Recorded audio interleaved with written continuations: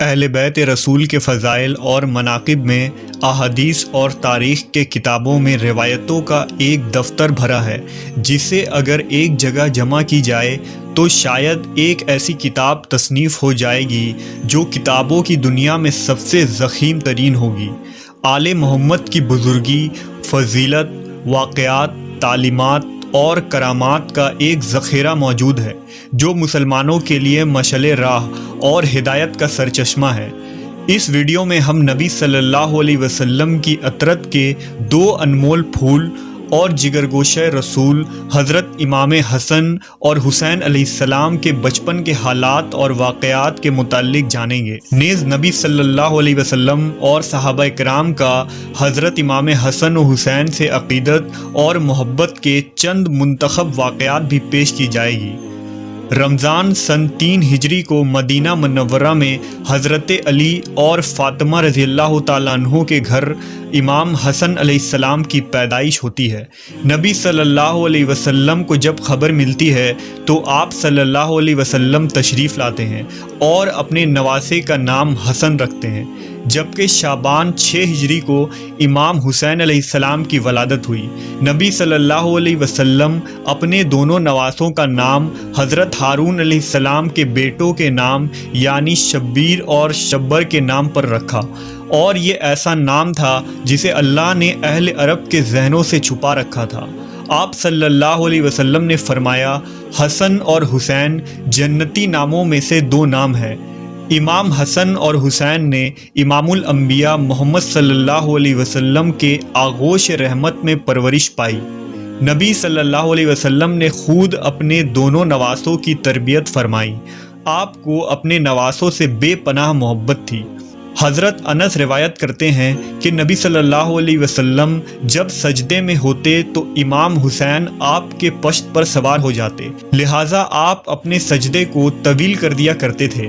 ایک موقع پر جب آپ سے عرض کیا گیا کہ اے اللہ کے رسول، آپ نے سجدہ لمبا کیوں کر دیا تھا؟ تو آپ نے فرمایا، مجھ پر میرا بیٹا سوار تھا، اس لیے جلدی اٹھنا مناسب نہیں تھا۔ نبی صلی اللہ علیہ وسلم نے اپنے دونوں نواسوں کی ایک عظیم فضیلت بیان فرمائی جو خصوصی طور پر امام حسن و حسین کو اللہ کی طرف سے عطا کی گئی تھی۔ حضرت حذیفہ بیان کرتے ہیں کہ میں نے ایک دن نبی صلی اللہ علیہ وسلم کو بے انتہا خوش دیکھ کر پوچھا کہ اے اللہ کے رسول، آپ کی اس مسرت کی کیا وجہ ہے؟ تو آپ نے فرمایا، اے حذیفہ، آج ایک ایسا فرشتہ نازل ہوا جو میرے پاس اس سے قبل کبھی نہیں آیا تھا۔ اس نے مجھے میرے بچوں کے متعلق مبارکباد دی اور کہا کہ فاطمہ جنت کی عورتوں کی سردار ہیں اور حسن اور حسین جنت کے جوانوں کے سردار ہیں۔ یہ دونوں شہزادے نبی صلی اللہ علیہ وسلم کے آنکھوں کی ٹھنڈک تھے۔ حضرت سعید بیان کرتے ہیں کہ وہ نبی صلی اللہ علیہ وسلم کے ساتھ ایک دعوت کے لیے نکلے۔ حضرت حسین رضی اللہ تعالیٰ عنہ گلی میں کھیل رہے تھے۔ نبی صلی اللہ علیہ وسلم لوگوں سے آگے بڑھے اور اپنے ہاتھ پھیلا دیے۔ امام حسین ادھر ادھر بھاگنے لگے۔ نبی صلی اللہ علیہ وسلم ان کو ہنساتے رہے یہاں تک کہ ان کو پکڑ لیا۔ آپ نے اپنا ایک ہاتھ ان کے ٹھوڑی کے نیچے اور دوسرا سر کے اوپر رکھا اور بوسہ لیتے ہوئے فرمایا، حسین مجھ سے ہے اور میں حسین سے ہوں۔ اللہ اس سے محبت رکھے جو حسین سے محبت رکھتا ہو، اور اس سے بغض رکھے جو حسین سے بغض رکھتا ہو۔ اس فرمان میں نبی صلی اللہ علیہ وسلم نے اپنی امت کو یہ اعلان کر دیا کہ امام حسین سے محبت ایمان والوں پر فرض ہے اور ان کا دشمن مومنوں کا دشمن ہے۔ ایک موقع پر آپ نے فرمایا، بے شک اللہ نے ہر نبی کی اولاد ان کی پشت سے پیدا کیا، اور بے شک اللہ نے میری اولاد علی کی پشت سے پیدا فرمایا۔ ایک دن رسول اللہ صلی اللہ علیہ وسلم حضرت حسن رضی اللہ تعالیٰ عنہ کو ساتھ لے کر مسجد کی طرف نکلے، اور حسن علیہ السلام اس وقت چھوٹے سے بچے تھے۔ رسول اللہ مسجد میں ممبر پر چڑھے اور لوگوں کو بتایا کہ ان کا یہ بیٹا سردار ہے جو روئے زمین پر پائے جانے والے سب سے معزز گھرانے سے تعلق رکھتا ہے، اور بے شک اللہ اس کے ذریعہ مسلمانوں کی 2 بڑی جماعتوں میں صلح کروائے گا۔ امام حسن کی برکت سے اللہ ان 2 جماعتوں کو آپس میں ملا دے گا اور جنگ اور لڑائی کا خاتمہ ہوگا۔ امام حسن اور حسین علیہ السلام کی ہستی کو اللہ نے آخرت اور دنیا میں بلند کر دیا۔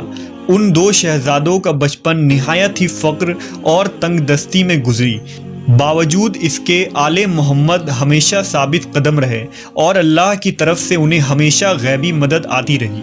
لہٰذا روایتوں میں آتا ہے کہ ایک دفعہ جب عید کا چاند نکلا تو دونوں شہزادے حضرت فاطمہ رضی اللہ تعالیٰ عنہا کے پاس آئے اور کہنے لگے، امی جان، کل عید ہے، کل مدینہ کے بچے نئے نئے کپڑے پہنیں گے، کیا ہم نئے کپڑے نہیں پہنیں گے؟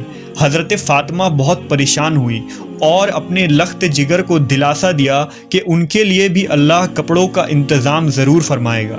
آپ نے نماز ادا کی اور اللہ سے دعا کی کہ کچھ ہی لمحوں میں کسی نے دروازے پر دستک دیا۔ پوچھا کون ہے؟ کہا میں اہل بیت کا درزی ہوں، شہزادوں کے لیے کپڑے لے کر آیا ہوں۔ لہٰذا آپ نے کپڑے لے لیے۔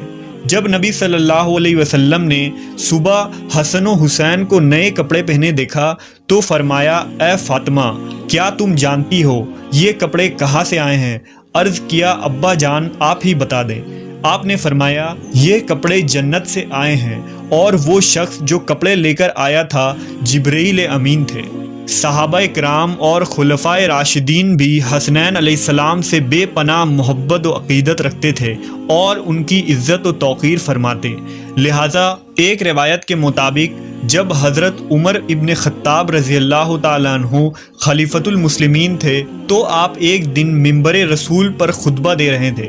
حضرت امام حسین علیہ السلام آپ کے پاس آئے اور ان سے کہا کہ آپ میرے نانا کے منبر سے نیچے اتر جائیں اور اپنے والد کے منبر پر تشریف لے جائیں۔